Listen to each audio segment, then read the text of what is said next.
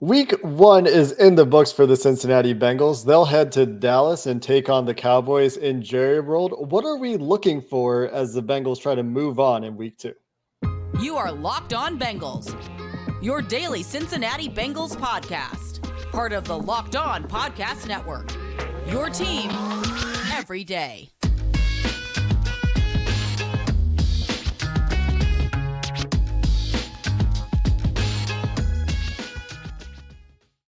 What up, Bengals fans, and welcome to another episode of the Locked On Bengals podcast. I'm your host, Jake Liscow. He's your host, James Rapien. We're part of the Locked On Podcast Network, bringing you coverage of your Cincinnati Bengals every day, free and available everywhere you get your podcasts and on YouTube. We're brought to you today by LinkedIn Jobs. LinkedIn Jobs helps you find the candidates you want to talk to faster.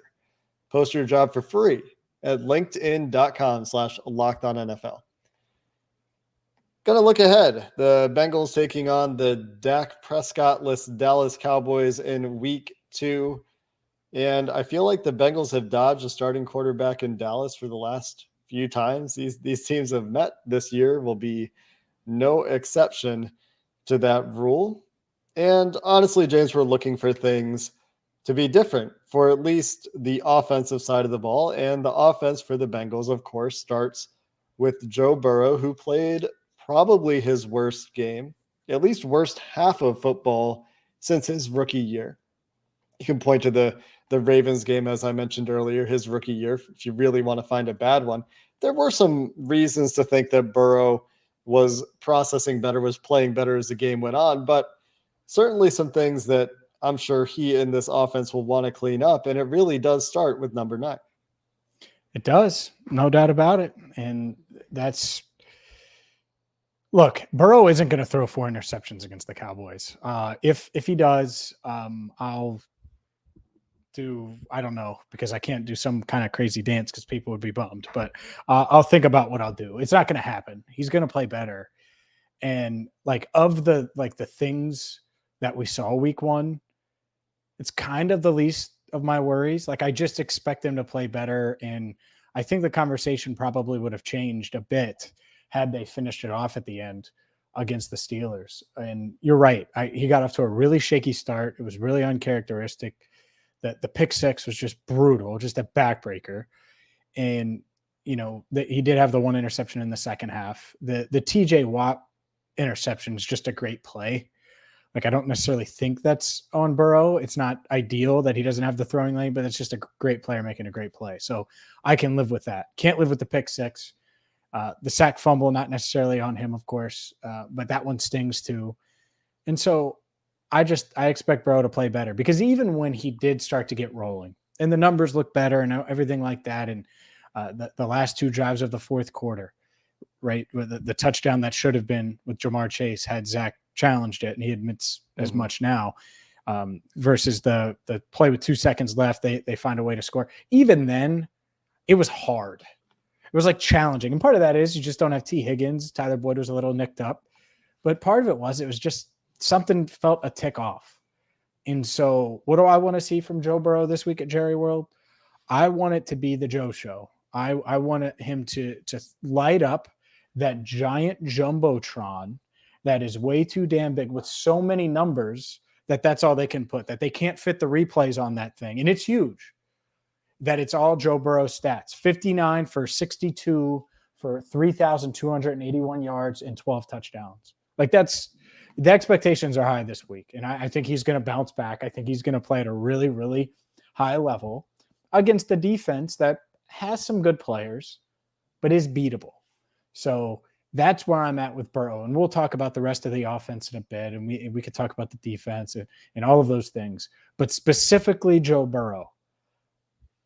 I think we're going to get something completely different than we saw specifically in the first half of that week 1 loss to Pittsburgh. Yeah, and even in the first half, at times he was fine. It's just the second drive there, he was fine. Yeah, the first drive left a lot to be desired, and leaves a sour taste in your mouth for sure. I mean, he was obviously ruminating after the game, right? You and others reporting about how he's sitting at his locker, staring off into space, not showering, not getting dressed. The whole locker room is cleared out at this point, and Burrow's still sitting there thinking about, man, what could I have done differently to help my team in this game? And that's kind of player he is. I assume that's what he was thinking. Right? Yeah, He's I mean, just I guess replaying all of his mistakes.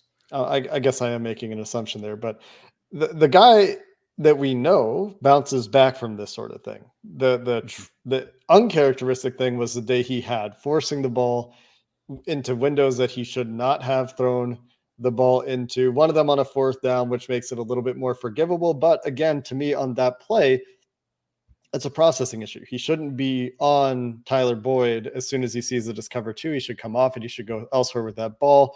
The deep post pick to Tyler Boyd, he took an extra hitch. He's late. The first pick of the game, the pick 6, honestly, every time I watch it, I get more confused. I do not understand what he was looking at on that play. He locked on to Tyler Boyd. It was Tyler Boyd on that play. And Locked on. That's us. Go ahead. And it was just something that he doesn't do. He stared it down, and Minkah Fitzpatrick was just waiting for it. Yeah. Later in the game, in that second drive, like you said, he, instead of locking onto a receiver with too high coverage and in a window he shouldn't throw, the whole shot that the safety's waiting for, which also he left too far inside, so it was inaccurate on top of everything. Second drive, he processes much more quickly. Okay, I don't have that whole shot. I can check down on time, and now I pick up 7 yards and a first down on a check down to Hayden Hurst, right? And so for Burrow, that's one of the big things I'm looking for this week is the consistency of that quicker processing. I do think, and this is a little bit tinfoil hat and probably a lot of projection on my part, I do think he's a little bit bored and disappointed when he has to check it down. I think that he is still that player who's looking for the kill shot, and that got him into trouble a little bit against the Steelers. But I'm looking for that consistency in processing and seeing those post-snap rotations and getting to his correct target on time in a more consistent fashion, because he did it quite a bit on Sunday. But I do think that where he did get into trouble, it was he's late. He looks a little rusty. Maybe the timing isn't down with some of these receivers. Maybe some of the receivers aren't even running their routes as detailed as they should. For example, the near pick on the target for Jamar Chase on 4th down that they don't convert after the non-challenge, where Mike Thomas runs a decoy route. He takes it too deep into the end zone. So that's not on Joe Burrow. That could go down as a fantastic play if the Bengals offense gets its details correct. And so there's some stuff like that as well that I think needs to be cleaned up, not only in the passing game, but the running game. But when we're talking about Burrow, I think consistency of processing is something that I'm looking for this week. All 3 of the interceptions, the non-TJ Watt interceptions, and you mentioned it, targeting Tyler Boyd. Just weird. Not saying it means anything. His first touchdown went to Tyler Boyd too. Just weird. And so hopefully that they can get on. And I don't even think it's the same page necessarily. So I don't want to say that, because the Minkah interception has nothing to do about pages. It has to do with looking elsewhere, because that's not it. And so, yeah, he held the ball too long on quite a few plays, including the first play from scrimmage. Like, you could feel it. And so, yeah, I expect him to be much better. I will say this, though, because I don't think I got to say this on the podcast, and there's a lot of people talking about preseason. And I'm going to be quite frank for all of those that are like, man, Zac Taylor, that's why you play the preseason. I ripped Zac on Sunday. I did. And Monday again for the Jamar Chase challenge or non-challenge and different calls. Zac 100%. Not even 100, 1,000% made the right call in the preseason, because Joe Burrow was coming back from an appendectomy. He started throwing 3 weeks afterwards, where they had to open him up, and he had lost all this weight. He was drinking 4 mass gainer protein shakes. Mass gainer. Guess how many mass gainer protein shakes I drink, Jake? 0. Because unless you really got to put on weight, you don't touch those things. And so Burrow was trying to get his weight back. If he had gotten dinged up in a preseason game number 3, couldn't have played in the first 2 anyway, but dinged up in a preseason game, we would have crushed Zac Taylor. If La'el Collins would have gotten dinged up, we would have crushed Zac Taylor. So let's not do this and have this. Oh, that's why I don't give a damn about the coaches that played in the preseason with their starters. I don't care. I think Zac made the right call there. So I had to get that off my chest. But yeah, I expect Burrow to play better. I think that's safe to say. Yeah, I think that we are on the same page for that one. Absolutely. If there's one thing that we can count on, is that Joe Burrow's work ethic is going to be what it's been. Like, his track record is so strong in this area. There's no reason to think it would be different. We should talk about what we're looking for from the offensive line. I think there are going to be some similarities from my end anyway, in the offense in general. And well, probably looking for more of the same from the defense. And we'll get there as well. That'll be coming up later in the show. But it's autumn. I don't know about Cincinnati. It's starting to get a little bit chilly out there. The weather's doing weird things in Cincinnati, as it does. And as you gear up for fall, you need the right people on your team to help your small business fire on all cylinders at all times. And LinkedIn Jobs is here to help make it easier for you to find people you want to talk to faster and for free. You can create a job post in minutes on LinkedIn Jobs to reach your network and beyond, to the world's largest professional network of over 810 million people. That's a few more people than even listen to this podcast, which kind of blows my mind. Simple tools like screening questions make it easy for you to focus on the candidates with just the right skills and experience, so you can quickly prioritize who you'd like to interview for the job. And that's why small businesses rate LinkedIn Jobs #1 in delivering quality hires against its leading competitors. LinkedIn Jobs helps you find the candidates you want to talk to faster, with nearly 40 million job seekers visiting the website weekly. Post your job for free at linkedin.com/lockedonnfl. That's linkedin.com/lockedonnfl to post your job for free. Terms and conditions apply. It's time to tell you about our newest sponsor, a local sponsor, and one that we're really excited about here on Locked On Bengals. And look, Schultz and Sons Jewelers, Matt Schultz, we talked to him today. You're talking about a local jeweler, third generation jeweler that is a diehard Bengals fan, that knows jewelry inside and out. He taught Jake a thing or two about sports memorabilia along the way. And we're just really excited to partner with a local company, a family owned company that is just the leading experts in jewelry here in the tri-state. And they're a part of the American Gem Society, by the way. Only 1 in 20 jewelers can say that. 1 in 20, 5%. So it's you're talking about a high quality local jeweler that can help you with something as simple as a watch repair, can help you with something as simple as a battery if that watch died, or something more serious like custom pieces. You want your own JB9? Well, you can get that, the JB9 pendant. Maybe you want your own hot take chain. They can hook you up right now. Schultz & Sons is located in Northern Kentucky, the Kroger Plaza in Fort Mitchell, and it's right off the highway across from the Mercedes-Benz dealer right there on Dixie Highway. So go there, schultzdiamonds.com, check them out. And when you're in town, if you're visiting for a game, check them out. Because whether you're looking for something special for her or you want a hot take chain, Schultz Diamonds has got you covered. Again, that's SCHULZ diamonds.com, SCHULZ diamonds.com. James, let's talk a little bit about the offense here in week 2, as if they want to put on some fancy Schultz diamonds, hopefully that's where the Super Bowl rings come from this year. They'll need to play a little bit better as the year goes on. I think also one major theme that I want to highlight is the under center game. And this isn't the offensive line, and I think we will talk plenty about the offensive line because there are some players who we can single out that need to play better. But under center in week 1, the Bengals ran the ball 6 out of 18 times. And I went back and watched every single under center snap. Their first under center pass of the game was play action to T. Higgins, goes for like 20 yards. Their second under center pass of the game is play action in overtime. Their last under center snap of the game to Hayden Hurst for a couple yards before they kick the field goal on third down. Ugh. If you're going to get under center and have that be a part of your offense, you need to make it a little bit harder for opponents. The Steelers were absolutely, and I talked about this with Mike yesterday in our All 22 Takeaways show, and something that I noticed live, they were keying on your formation. Not only that, Mike noted that at Bengals Hands on Twitter, of course, Mike noted that every time they handed it off, when they did have jet motion, meaning there was a receiver in motion at the snap, the handoff went in the direction of the motion. You're making the job too easy for the defense from a schematic perspective. And, in the middle of the game, I noted, man, they've really set up that second down play action off a wide zone, and then they just never went to it. There were some things that I really liked out of the play action designs they ran. There was one play action play that had me scratching my head in particular that I've tweeted about, but those are some things that on the coaching staff side of things, I would like to see better from a play calling, play design, game planning perspective is make it harder for the Dallas Cowboys to key off on what you're doing based on your alignment.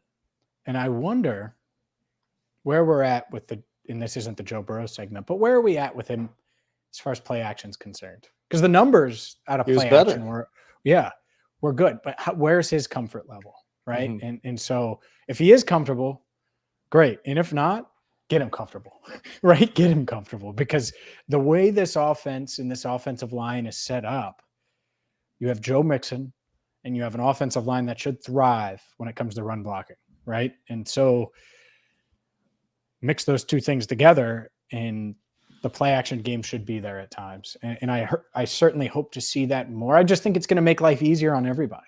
Yeah.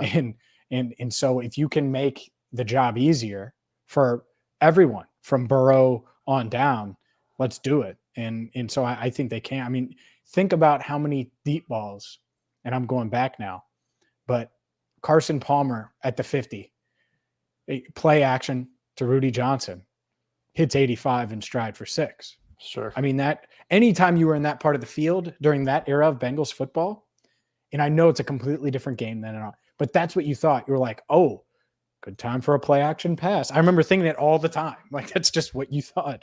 And because Rudy would get his. And I think Joe Mixon obviously is going to get his as well. But no, I agree that it would be nice. And it's good that we had Mike on and you on, of course, to break down some of those tendencies. Those are the type of things that will hold this offense back. Like, they're too talented to not just go off in a lot of their games this year. They are. And I know they didn't against the Steelers, and it was a tough game and all of those things. But this offense is going to go off against people. They should go off on Sunday at Jerry World. There, I said it. And that's one of the things. You want to talk about what I want to see? I need 30-plus in Dallas. I'm going. If I don't get 30-plus, I don't care if it's 27-3. I need 30-plus. From this offense. What was the trip for if they don't score 30-plus? Because they're that good. Because, damn it, they're that talented. Right. And, they would have scored with 5 turnovers. They scored 26 points. Now, 20's on the board, but Jamar scored. Mm-hmm. So I know it wasn't up there.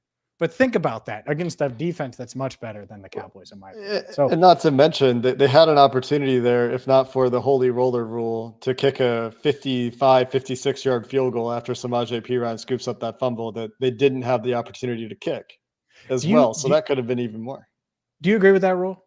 It's a dumb rule. Why would you not be able to advance the ball? Because one time it was abused. You can't they ruined it for everyone. Apparently.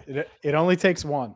It only takes one. I was talking to our friend of the show. Well, he's not been on the show, but Max Toscano, who's covered and watched Joe Burrow. He's an LSU fan. Watched Joe Burrow going back forever. Good football mind, high football acumen. And he reminded me that for a long time, Aaron Rodgers also resisted play action. He hated it. And then they just said, Aaron, you got to do this. And, I think that results have varied for Aaron Rodgers, but it's an important part of the offense. And even if Joe Burrow isn't the most comfortable with it, I think it just has to be part of the game plan, because you can't go under center the way the Bengals did on Sunday against the Steelers. I just don't think that you can do that all year and be successful. It just makes the defense's job too easy.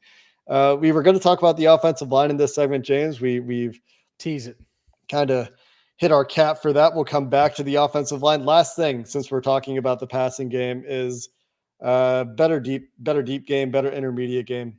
Those parts of the game were lacking for the Bengals, and they still need to find a way to exploit these two high shells in that part of the field. That being said, plenty to talk about on this offensive line, and plenty of greatness, in my opinion, from the defense that I would like to see reprised against the Dallas Cowboys. And honestly, Cooper Rush, we're not going to have Mike White 2.0. We can't do that again. We'll get into those topics to finish up the show coming up next. BetOnline.net is a one-stop shop for all of your betting needs. One-stop shop. So if you think Joe Burrow and company are going to roll over the Cowboys this weekend at Jerry World, well, you can wager on them. Heck, I bet you could get, and I know you could get really, really good odds right now after 4 interceptions with Joe Burrow for MVP. Or maybe you just think Jamar Chase, that offensive player of the year, is in his grasp, and I think he's certainly got a shot at that. You can wager on all of those things and so much more at BetOnline. And it's not just NFL. They got Major League Baseball with the playoffs coming up. They got NBA futures, MMA, boxing, golf. So head to the website today. I've used them. I've won money. You can too with BetOnline, where the game starts. Well, let's get into this offensive line, shall we, James? Because, 7 sacks looks pretty ugly. Mm-hmm. I do want to throw out a caveat. One of the sacks isn't even a sack. It's a broken play. Joe Burrow kind of fumbles the snap a little bit on an RPO. He takes a knee at the line of scrimmage. That doesn't count. I mean, it counts as a sack officially. It's not a sack. So 6 sacks, still pretty bad. Came on 70 dropbacks, 70 plus dropbacks. Still more sacks than you want on a per play basis. You don't want to be anywhere near 10% for sacks taken. And that's where the Bengals ended up. And some of that is on the offensive line. Some of that is specifically on the left side of the offensive line. Cordell Volson and Jonah Williams both having their issues, especially early for Jonah. And then Cordell Volson kind of settled down until the overtime, I thought, for the most part. But even though there are these long stretches where everything is totally fine, and there's a lot of clean pockets for Joe Burrow, and he was only pressured, he had the 9th lowest pressure rate according to PFF in week 1, despite dropping back 70 times and a lot of clear drop back situations against a good pass rush. You need more consistency. You can't have these game killing, drive killing, kind of getting sacked on the first play of the game, giving up strip sacks and near strip sacks. That needs to be more consistent for Jonah Williams and Cordell Volson. And even I would say La'el Collins needs to be a little bit more consistent, who, PFF has him giving up 1 pressure, which is great against TJ Watt, but TJ Watt spent a lot of time not even trying to rush the passer too, which is how he got that interception. So a little bit to be desired from those 3 in particular, but also I'm just going to throw out a positive note that there was plenty that I liked from them, especially on rewatch. It wasn't as bad as I thought it was watching live. La'el Collins. Yeah. I mean, the tackle for loss where Mixon got sacked. I said that right. Like that's a sack. It doesn't count as one, but it is. I mean, it's just such a blown up play. He doesn't. I think he got like 3 fingers on TJ Watt. But yeah, you're going to have those. But I think that the path for this offensive line to be good is there, and they flashed it. And the good news is I thought Alex Kappa was really good. I thought Ted Karras was as advertised. Cordell Volson, you're expecting him to get beat up a little bit by Cam Hayward. That was the one I was expecting. And Collins, I'm hoping that was, him just getting through some growing pains. He's got a big revenge game this week, as does Chidobe Awuzie. We'll get to the defense in a second. So that part could be fun. But the Jonah Williams one, man, I watched him in camp. And I know on this podcast I talked to you about it, but I know off of it I did too. And there were multiple times where I'm like, Trey's just getting him and just getting him and just getting him. And so hopefully that was just a weird matchup. It was just an outlier of plays, and he can be better starting this week because it doesn't get any easier.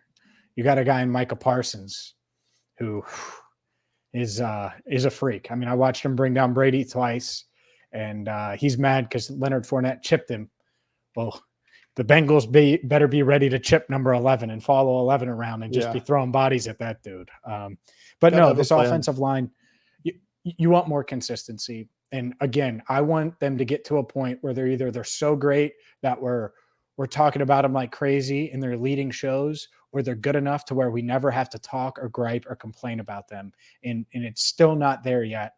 Hopefully they get there starting on Sunday against Dallas. I think it's doable. They do have some good pass rushers. They've got some good defensive linemen. I do think it's doable on Sunday, though. Yeah, the interesting thing with Micah Parsons, and I'm sure we'll get into this with our crossover coming up with Marcus Mosher tomorrow and our game preview, Micah Parsons lines up everywhere.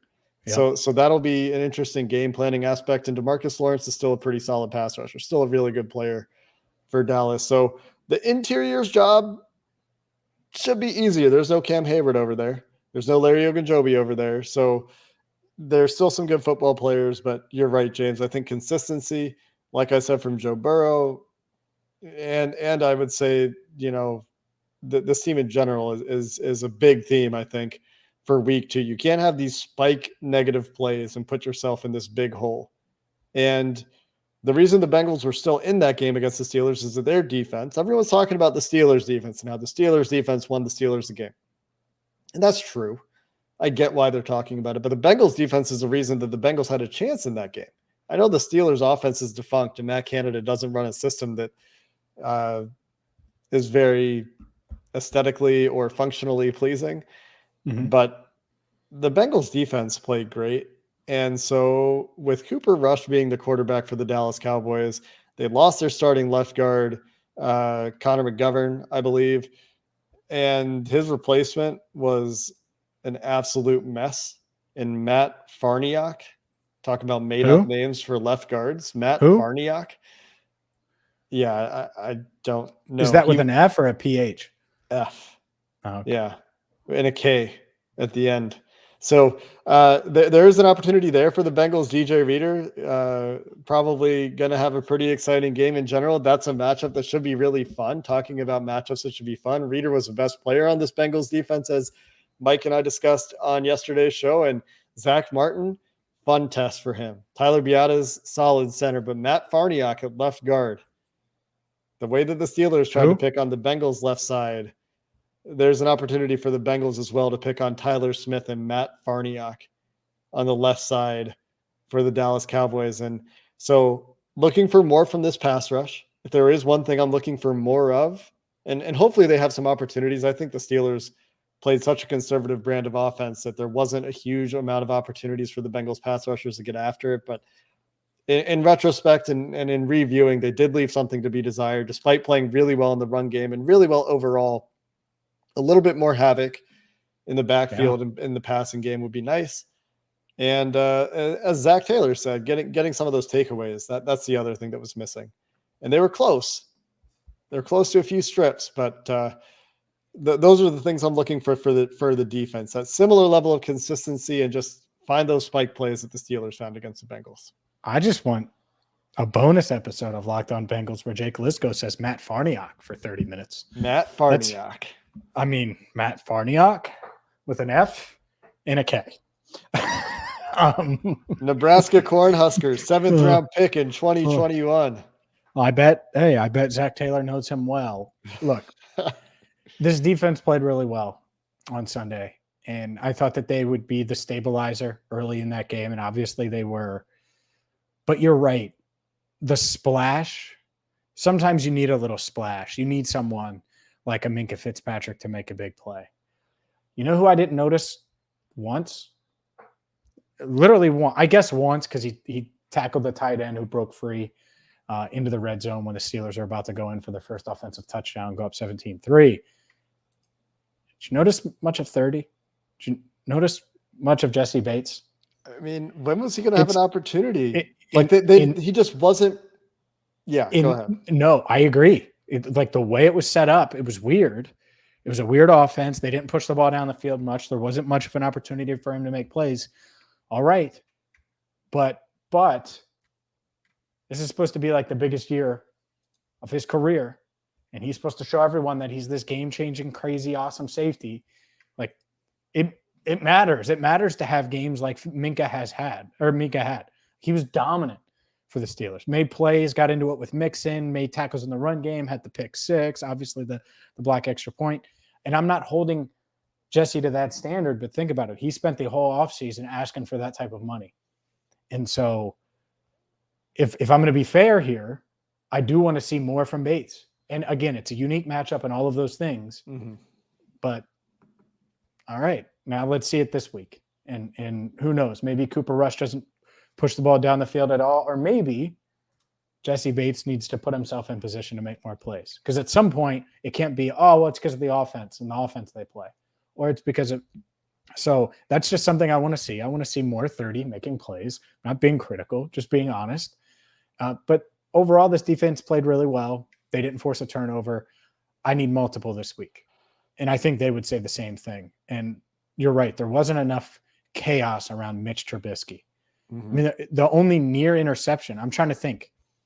I think the only near interception was on their final drive when they went down to kick the game winner when it hit Trey Flowers in the one arm and he was held. It was actually interference. No one's talking about that too. Yeah. That was pass interference. And on rewatch, I definitely, because I watched it Monday morning, I was like, yeah, that was definitely interference. And they didn't call it. But that was the near pick. There weren't many near picks though.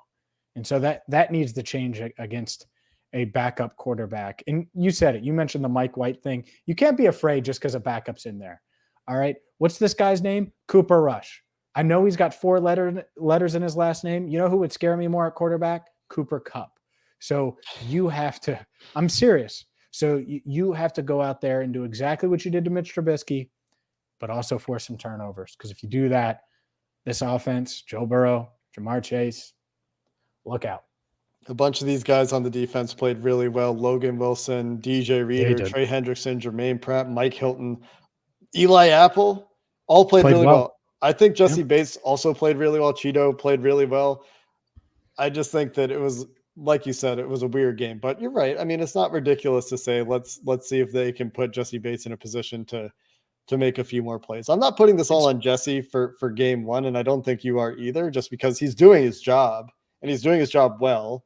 It's just, where those splashy plays. You know, the other thing that I want to say, I just don't want to forget it. I wrote it down here. And I missed the offense part, so I'm going to do both right here. There's 2 guys I need to see on Sunday. The first of which is the 31st overall pick and 6 defensive snaps. I get it. Unique. You're not using a bunch of 3 safety looks, all of that. Eesh. I mean, talk about a guy who forced turnovers in the preseason and I think could maybe have helped you a little bit and maybe give you that splash play or help with that. I think he's capable of doing it right now if you use him. So I want more Dax Hill. And then on offense, if you're looking for a spark, T. Higgins goes down and Tyler Boyd's a little nicked up. And yeah, Samaje Perine played well. And I'm not saying don't use him. That's fine. Use him. But can 25 get a snap? No. Can Chris Evans get a snap? Apparently not. I just want to know. I mean, they didn't have any explosive plays. Jamar Chase's long was 24 yards. They had to dink and dunk. Like, can 25 get a snap anytime? To put him in the slot. Like, I don't care. He doesn't need to impact the running backs at all, but just get him on the field. Anyways. You wonder about that. Last note for me is Joseph Osai took most of his snaps on the interior, which is weird. And he didn't get many. I think 11 total defensive snaps. And let's see, 9 of them between the tackles. Weird. A bit odd. Be interesting to see how the defensive line rotation shakes out. Zach Carter, just 11 snaps. Osai, 11 snaps. Cam Sample, 9 snaps. They're asking a lot from those starters. And I know it was a lighter workload for the defense this week. Only 63 total plays because the Bengals turned it over so much. And to the defense's credit, they got off the field a bunch too. 3 of 13 in regulation on 3rd downs for the Steelers. That's a lot of 3 and outs. So that is something I would like to see, or monitoring, I guess you could say, this week. We'll see what happens there. I expect we might see Jay Tufele up, might see the Bengals preparing for a very run-heavy game plan from the Steelers, and we'll get from the Cowboys, and we'll get into that with Marcus on our crossover tomorrow, because there's a better offensive line on paper, at least in Dallas, and Ezekiel Elliott is still a pretty good running back, and Cooper Rush, well, let's see what the Dallas Cowboys are going to bring to the table. We'll get into all of that in our crossover Thursday coming your way tomorrow here on Locked On Bengals. Until then, Bengals fans, thanks for listening. Hoo day, and have a good one.